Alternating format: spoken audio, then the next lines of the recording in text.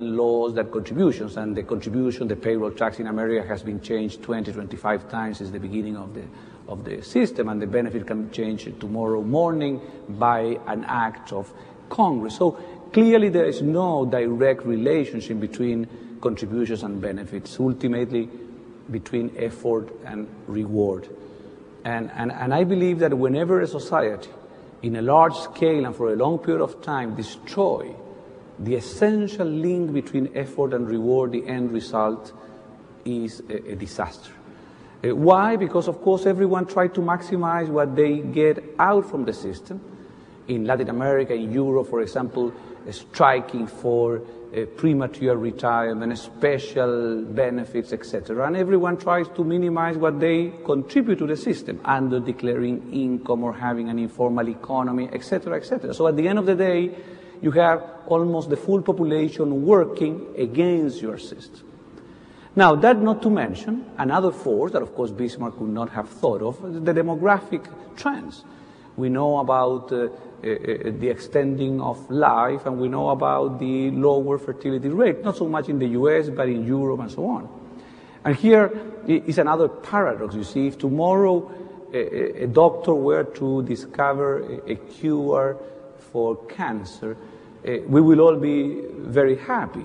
But the administrator of the Social Security system of the US will commit ritual suicide, you see, seppuku as the Japanese call it, and a lot of Treasury secretaries around the world, because the moment you discover a cure for cancer and you increase life expectancy by 5 or 10 years, not only Social Security, but also a lot of defined benefit systems in the private sector will go bankrupt sooner than ever. So an incredibly good news for the individual is a terribly good news for the government. Something is wrong in a system that is structured that way. So my initial idea in those years, having cappuccinos at Harvard Square, was that workers around the world, and especially in my country, but around the world, were like passengers in the Titanic. They were going directly toward the iceberg of old age. Most captains, president, prime minister were dancing in the deck, as we will be dancing today at the Cuban restaurant maybe. But nobody was really educating the passengers that they would have to either change the course of the ship or maybe even transfer to another ship if it was already too late. Well, I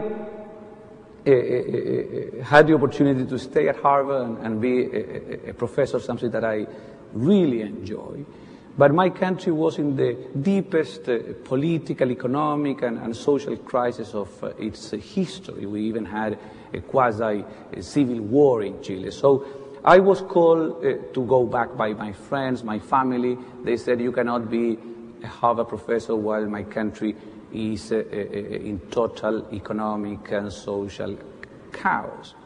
I went back, I began to explain this idea as a professor in every forum I could, even on television. And one day, the president of the nation, whom I had never seen before, called me because he had heard my passion in explaining this idea, and told me that I should become the Secretary of Labor and Social Security if I wanted to do it. I was only 30 years old. I was quite afraid of confronting the Bismarckian paradigm by myself, but the alternative was bankruptcy and, as I said, poverty for millions of Chilean people. So I became the secretary very young, and I decided to confront the problem at its root. To take the bull by the horns, as I understand you have a saying. And I found that there was this enormous opportunity arising from this crisis.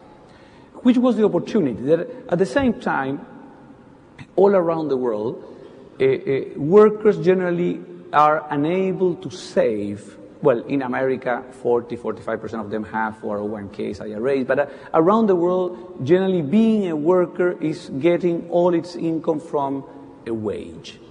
That is something that, of course, Marx understood quite well, and he said that's why workers should do a revolution and the means of production should be owned by the state, because only a few can own capital in a capitalist society. And I said, that is not true.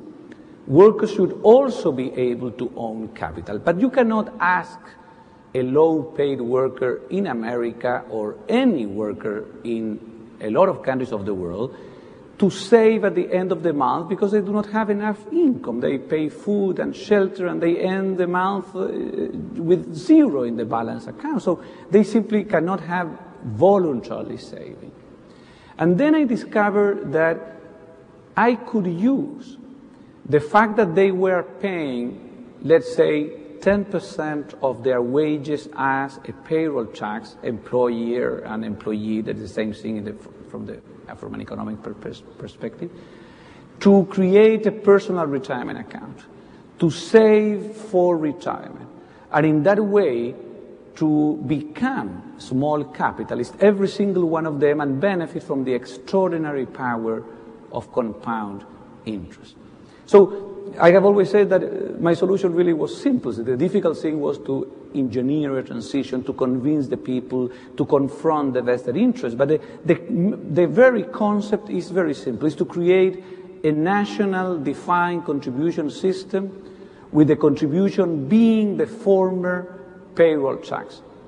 So basically the Chilean system works in a way in which the full payroll tax was not a partial reform. I do not believe much in mixed reforms. I believe that if you want to remove your cancer, you should do it completely, not remove it half, you see. So the problem of the Bismarck system was the destroying of the link between contributions and benefit. Well, in a personal account, you have a full relationship.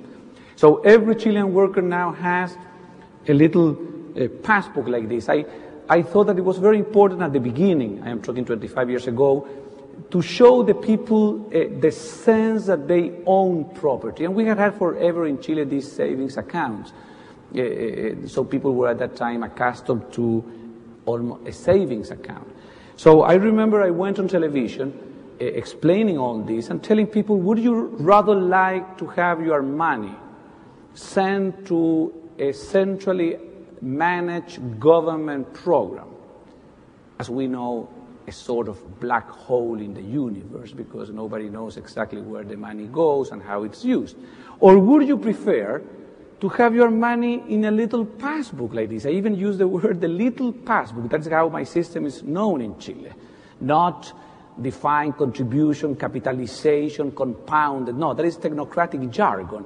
I use the little passbook reform, where you have 10% of your wage every single month withdrawn by the employer and sent to the pension manager you choose. Now, the only thing is that you cannot take the money to go to Europe or to gamble in Las Vegas. You see, this is money for retirement, so you have to keep it here month after month, year after year. And after 4 years of getting the compound rate of return, when you reach 65, you don't look to the government. You don't look on whether the budget is in surplus or is in deficit, or whether the macroeconomics is correct. No, you look at the last line of your passbook. And you would have accumulated a huge amount of money. I already know Chileans with $100, $200, even $500,000. It's the power of compound interest. And I'm sure you know it. You know it in your dreams, this sort of exponential growth of your money. Now, at that point, we gave people two options. You can either buy a life annuity indexed to inflation in a private insurance company. And of course, an annuity that has to have family provisions. That is, we took care of the widow, we take care of the orphans. It cannot be only the man if he's the only one worker. And of course, the woman also has the account. Or you can choose to keep the money in your account and make what we call monthly program withdrawals. Program according to the expectancy of life. That is, if your expectancy of life is up to 80 years old, the formula makes sure that you will have money until 80 plus something, 85. Now, the difference, of course, is that in the first case, if you die after 3 years of retirement, your widow and orphans will get a benefit, but you will